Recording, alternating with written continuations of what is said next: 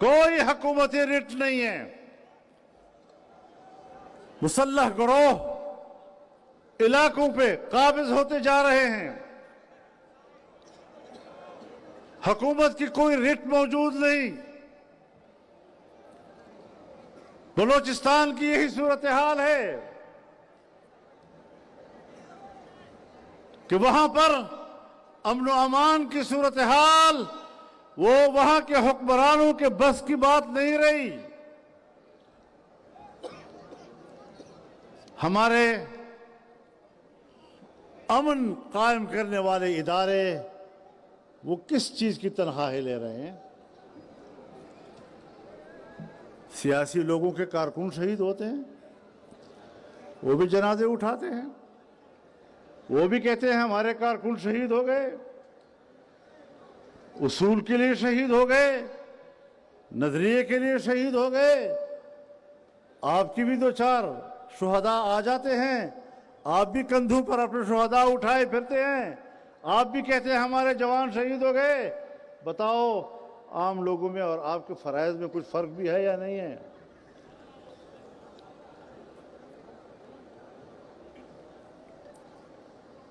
تو ملک کو سنبھالنا ہے. یہ ملک ہمارا ملک ہے، یہ ہم سب کا ملک ہے. ہم اس ملک کے اندر رہتے ہوئے اور اس ملک کو مستحکم کرنے کی جدوجہد کرتے ہوئے اس کے اندر اپنے حقوق کی جنگ لڑیں گے.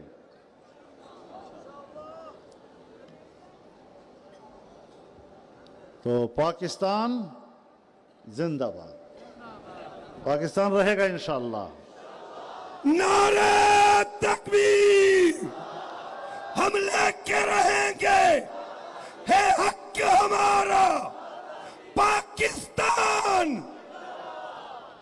میرے محترم دوستو، ختم نبوت کا مسئلہ آیا 50 سال کے بعد. ایک لمبے عرصے سے یہ کوشش ہو رہی تھی کہ قادیانیوں کو دوبارہ مسلمان تسلیم کیا جائے، لیکن اللہ اپنے دین کی حفاظت کرتا ہے. ایسا جھٹکا لگا کہ پھر مجھے نوٹس دیا گیا کہ تم بھی عدالت میں آ جاؤ. میں نے کہا میں 72 سالوں میں کبھی جج کے سامنے پیش نہیں ہوا، پہلی مرتبہ آپ مجھے جج کے سامنے کیوں پیش کر رہے ہیں؟ لیکن چونکہ مسئلہ ختم نبوت کا تھا، میں اس کو سعادت سمجھتا ہوں. اگر 50 سال پہلے ہمارے بزرگوں نے قومی اسمبلی کے اندر آئینی ترمیم کے ذریعے اس فتنے کو غیر مسلم قرار دیا تھا، تو آج ہم نے اس عدالت میں جا کر یہ کردار ادا کیا کہ ان کا کافر ہونا اور غیر مسلم ہونا برقرار رہے گا. انشاءاللہ اگلے 50 سال کیا صدی تک بھی ہم نے ختم نبوت کے لیے عدالت میں ان کی ایسی کمر توڑی ہے کہ وہ دوبارہ جلد سیدھی نہیں ہو سکے گی.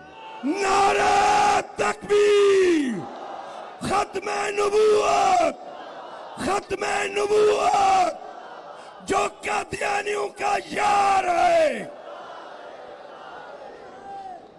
میرے محترم دوستو، میں آپ کو بتانا چاہتا ہوں، آئینی ترمیم پاس ہونے کے وقت ایک قانون بھی پاس کیا گیا.